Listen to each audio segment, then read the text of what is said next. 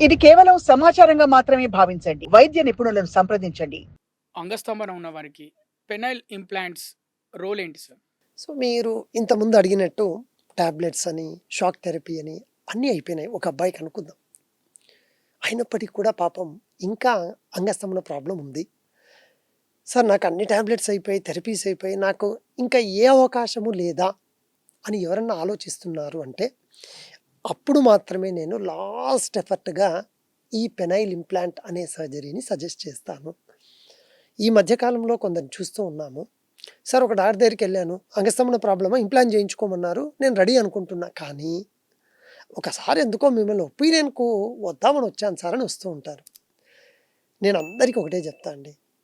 మీకు మీ ఏజ్ ఎంత? తర్వాత మీ పార్ట్నర్ ప్రయారిటీస్ ఏంటివి? మీకు టాబ్లెట్స్ అన్నీ వాడారు. థెరపీస్ అన్నీ అయిపోయినాయి.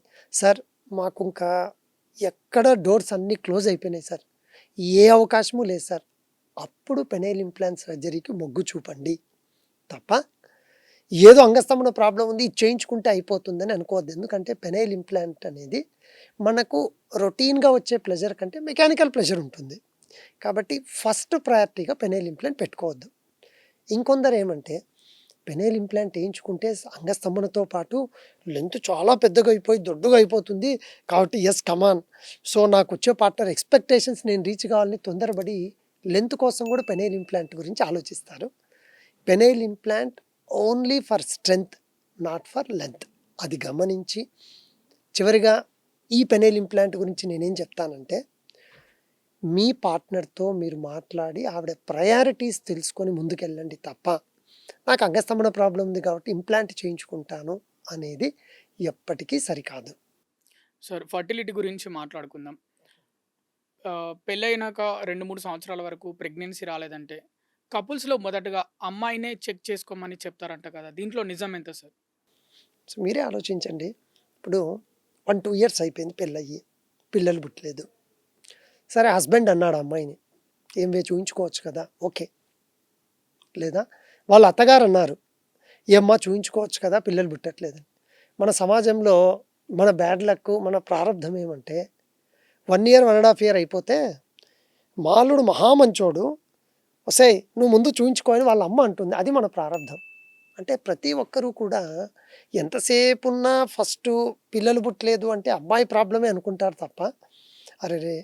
అమ్మాయి ప్రాబ్లమ్ ఉండొచ్చేమో, మనవాడికి కూడా ఒకసారి చూపిద్దామని ఆ అబ్బాయి అనుకోడు. వాళ్ళ మదరు అనుకోదు. సో ఈ మాట ఎందుకు అంటున్నానంటే, ఈ అమ్మాయికి ఒక చిన్న ప్రాబ్లమ్ ఉందనుకుందాం. నిజంగానే అమ్మాయికే ప్రాబ్లమ్ అనుకుందాం. గైనకాలజీ డాక్టర్ గారిని కలిసుంటారు. చక్కగా గైనకాలజీ డాక్టర్ గారు, "అమ్మా నీకు చిన్నపాటి ప్రాబ్లమ్ ఒక 2-3 మంత్స్‌లో ట్రీట్ అయిపోతుంది. మనం పెద్ద వరీ కావాల్సిన అవసరం లేదు. 3 మంత్స్ అయిపోయిన వెంటనే నా ట్రీట్మెంట్ అయిపోయిందమ్మా. నీ ఎగ్ రిజర్వ్ డెవలప్ అయింది.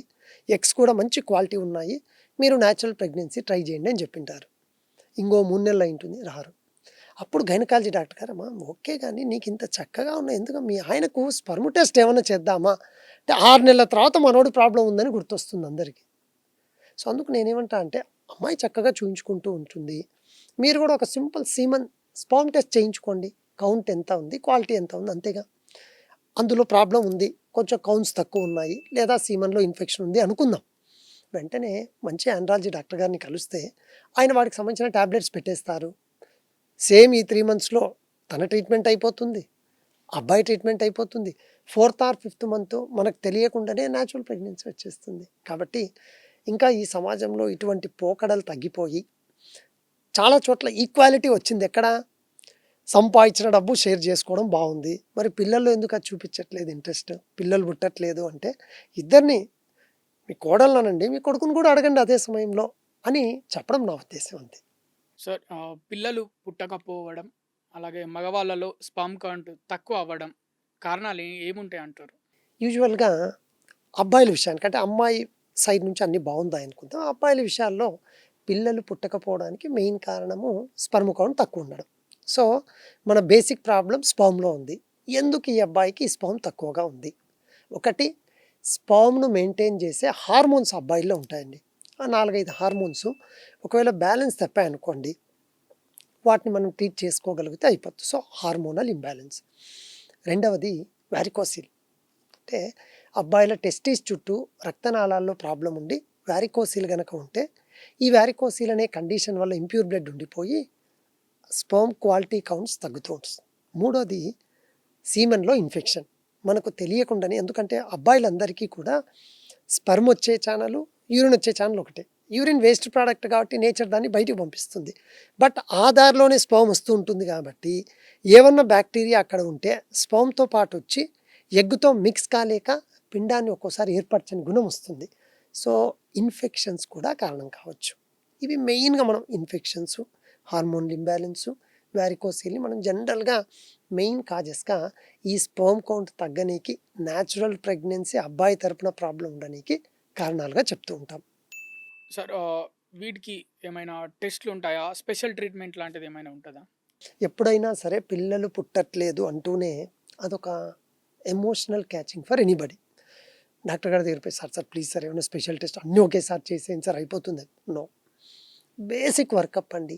ఇందాక నేను చెప్పాను కదా, ఒక స్పర్మ్ టెస్టు, తర్వాత దానికి సంబంధించిన ఇన్ఫెక్షన్ టెస్టు, రెండవది హార్మోనల్ బ్లడ్ టెస్టు, మూడవది వెరీ ఇంపార్టెంట్, నేను పేషెంట్ వచ్చిన వెంటనే ఒకసారి చూస్తాను, క్లినికల్గా ఎగ్జామిన్ చేస్తాను. ఏమైనా టెస్టిస్ సైజ్ బాగుందా, ఏమన్నా మన పెనిస్ మీద స్కిన్ టైట్ ఉంది, క్లోజ్ కావడం వల్ల సీమన్ రావట్లేదా, అంటే ఫైమోసిస్ కానీ, లేదా టెస్టిస్ చుట్టూ ఇన్ఫెక్షన్ ఏమన్నా ఉందా, వ్యారికోసీల్ గ్రేడ్ ఎంత ఉంటుంది, ఇవన్నీ నేను క్లినికల్గా చూస్తాను. ఆ తర్వాత ఒక చిన్న అల్ట్రాసౌండ్ చేయిస్తాం, స్కాన్, సింపుల్ స్కాన్, ఇందులో ఇన్వేసివ్ మెజర్స్ ఏమి ఉండవు. ఈ స్కాన్స్ చేయిస్తూనే వాళ్ళకి ఎక్కడ ప్రాబ్లం ఉందో బయటపడుతుంది ఈ సింపుల్ టెస్ట్ల ద్వారా.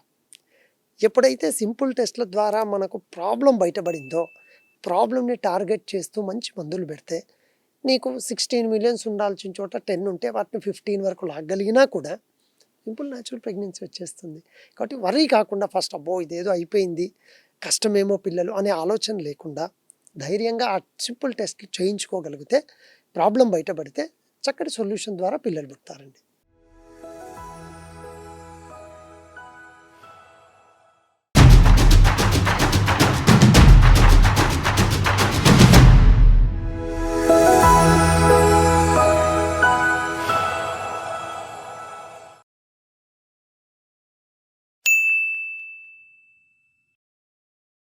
సాక్షి టీవీ ప్రసారాలను నిలిపివేయటం చట్టరీత్యా నేరం.